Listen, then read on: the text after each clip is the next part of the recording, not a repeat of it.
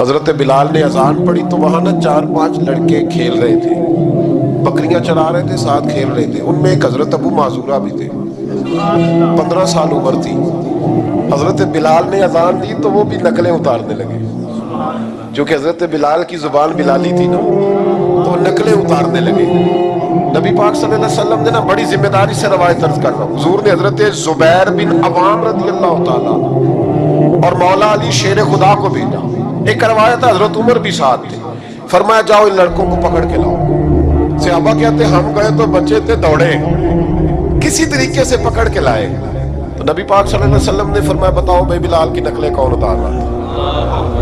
بلال کی نقلیں کون اتار رہا تھا؟ عجیب لطف بن گیا، بولو کون نقلیں اتار رہا تھا؟ عجیب ذائقہ ہے یار، عجیب منظر نہیں کہ بلال کی کوئی نقل بھی اتارے تو محبوب کہتے ہیں بلا کے لاؤ۔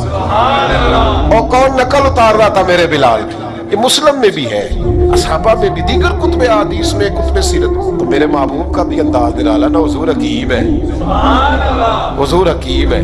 فرمایا تم نے اذان کے لفظ تو سنے ہیں، نقل سنے ہیں، فرمایا چلو باری باری سناؤ۔ محبوب نے سن لیا نا، فرمایا چلو باری باری سناؤ۔ اب بچے کیا کرتے ہیں، پہلے تو تہیا کر لیا کہ بتانا نہیں، نقلیں اتار رہے تھے حضرت ابو معذورہ۔ محبوب علیہ السلام نے فرمایا چلو باری باری سناؤ۔ پہلے حضور نے اجتماعی طور پہ پوچھا تم نے سنی ہے اذان کا؟ سنی ہے، چلو باری باری سناؤ۔ اب چونکہ کہہ بیٹھے تھے کہ سنی ہے، اب کیا کرتے، سنانی تھی۔ ایک نے سنائی، حضور نے فرمایا تو جا، دوسرے نے سنائی، فرمایا تو بھی جا، تیسرے نے سنائی، کہا تو بھی جا، چوتھے نے سنائی، تو بھی جا، چھٹے 7ویں نمبر پہ ابو معذورہ کہتے میرا بھی نمبر لگ گیا۔ عمر تھی 15 سال، پر بس کسی کی نظر پڑ گئی، اس کی پڑ گئی جس کی نظر بیڑا پار کر دیتی ہے۔ اللہ کرے کسی کی نظر پڑ جائے، کام بن جائے۔ تیری ایک نظر کا کمال ہے، میری زندگی کا سوال، یا رسول اللہ انظر حالنا۔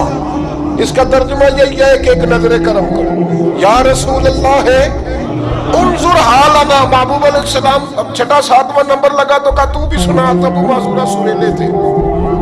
کانوں میں انگلی لی، حضرت بلال کی نقل اتاری تو بڑی پیاری۔